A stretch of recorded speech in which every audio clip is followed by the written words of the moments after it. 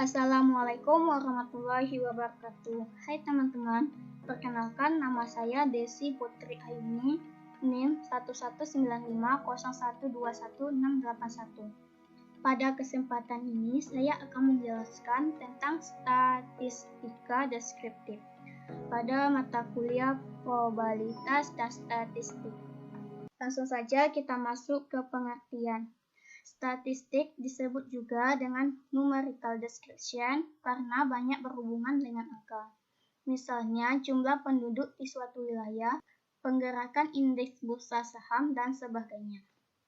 Statistika deskriptif adalah metode statistik yang digunakan untuk mengumpulkan dan menyajikan data secara informatif. Teknik yang digunakan dalam statistik deskriptif adalah 1. Distribusi frekuensi. 2. Presentasi grafik seperti histogram, pie chart, dan sebagainya.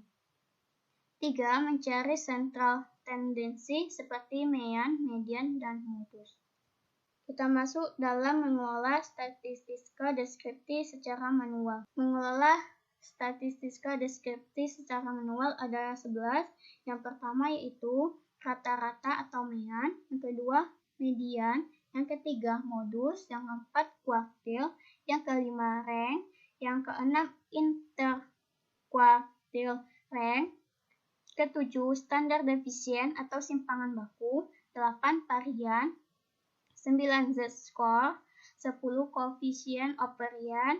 11, derajat kemiringan atau square. Selanjutnya kita masuk ke contoh. Berikut merupakan data mengenai mahasiswa setiap jurusan pada Fakultas Tarbiyah sebuah universitas Islam di Indonesia, yaitu terdapat nama program studi dan jumlah mahasiswa pada tahun 2018 dan 2019. Yang menjadi soal yaitu hitunglah untuk masing-masing variabel pada tahun 2019. Dari mean, median, modus, kuartil, sampai distribusi kemiringan square.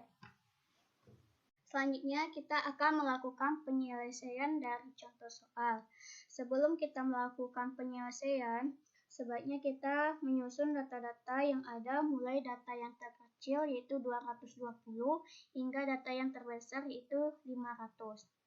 Yang pertama kita akan mencari mean. Rumus dari mean yaitu X1 ditambah sampai Xn dibagi N. X1 di sini yaitu 220, X2 yaitu 280, X3 300, X4 320, X5 yaitu 400, X6 yaitu 400, X7 yaitu 500. Dan N di sini itu banyak data yaitu 7. Maka hasil dari X yang kita tambah tadi yaitu 2420 dibagi N atau 7 sama dengan 345,714. Yang kedua yaitu median atau nilai tengah. Adapun rumusnya yaitu N ditambah 1 dibagi 2.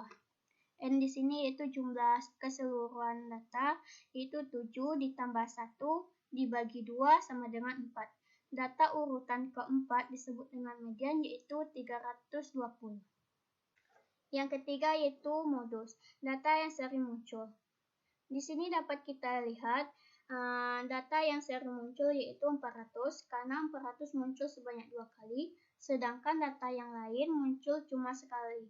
Maka modusnya adalah 400. Yang keempat yaitu kuartil.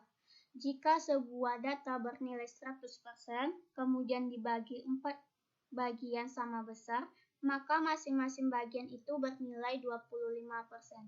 Maka Q1 berada di 25% pertama dan 25% kedua. Sama halnya dengan Q2 dan Q3. Q2 disebut dengan median. Untuk rumus Q1 sama dengan N ditambah 1 dibagi 4. N di sini yaitu banyak data atau 7. 7 ditambah 1 dibagi 4 sama dengan 2. Data urutan kedua adalah 280. Maka Q1-nya yaitu 220. Selanjutnya kita akan mencari Q3. Rumus dari Q3 yaitu 3 dikali N ditambah 1 dibagi 4 sama dengan 3 dikali 7 ditambah 1 dibagi 4 sama dengan 24 dibagi 4 sama dengan 6. Data urutan ke-6 adalah 400, maka Q3-nya adalah 400. Yang kelima yaitu rank. Rumus dari rank yaitu X terbesar dikurang X terkecil. X terbesar di sini yaitu 500, sedangkan X terkecil di sini yaitu 220. Maka 500 dikurang 220 sama dengan 280. Jadi ranknya yaitu 280. Yang keenam yaitu interquartile rank. Rumus dari interquartile rank sama dengan Q3 dikurang Q1. Q3 yaitu 400, sedangkan Q1 yaitu 280. Maka 400 dikurang 220 hasilnya 120. Jadi interquartile rank-nya yaitu 120. Yang ketujuh yaitu standar deviation.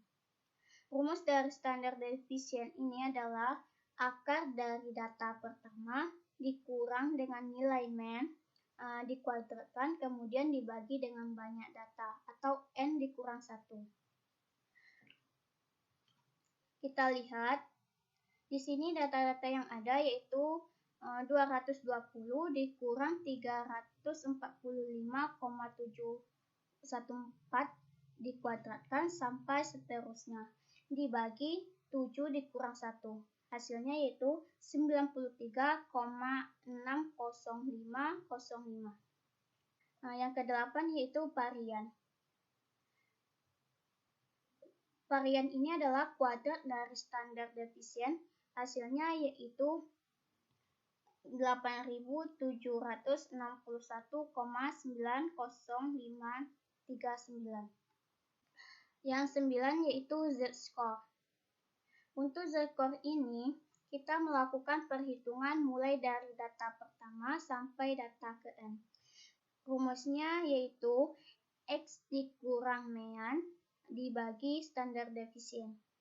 Kita coba dengan data pertama yaitu z-score sama dengan 220 dikurang 345,714 dibagi 93,60505. Hasilnya yaitu min 1,34. Pada z-score ini terdapat ketentuan. Jika z-score ini berada pada nilai yang kurang dari min 3 atau lebih dari 3, maka dianggap outlier.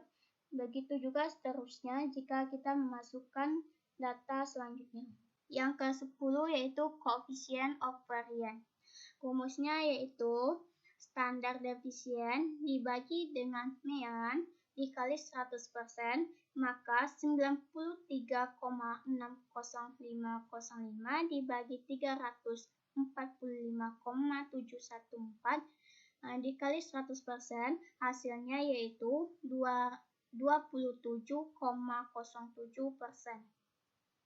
Yang ke-11 yaitu derajat kemiringan atau square. Derajat kemiringan terdapat 3 macam. Yang pertama yaitu least square, di mana mean lebih kecil dari median. Yang kedua yaitu symmetry, di mana mean sama besar dengan median. Yang ketiga yaitu least square, di mana median lebih kecil dari mean. Mean yang kita punya yaitu 345,714 dan median yang kita dapatkan tadi yaitu 320.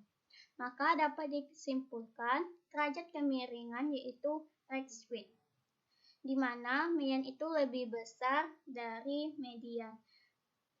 Sekian video dari saya. Terima kasih atas perhatiannya. Assalamualaikum warahmatullahi wabarakatuh.